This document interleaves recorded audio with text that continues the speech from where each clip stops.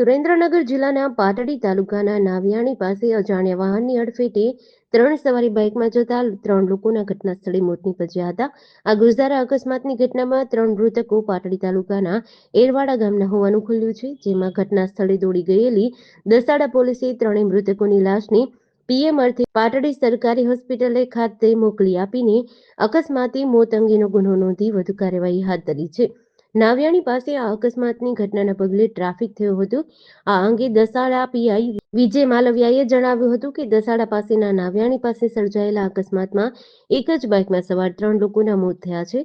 લોકોના કહેવા પ્રમાણે કોઈ અજાણ્યા ટ્રેલરની અડફેટે આ અકસ્માત થયો હતો, જેમાં એક બાઇકમાં સવાર અકસ્માતમાં મૃત્યુ પામેલા સંજયભાઈ ભાતીભાઈ ઠાકોર, ટીનાભાઈ નરસિંહભાઈ દેવીપૂજક અને મયુરભાઈ નરસિંહભાઈ દેવીપૂજક ત્રણેય એરવાડા ગામના હોવાનું સામે આવ્યું છે.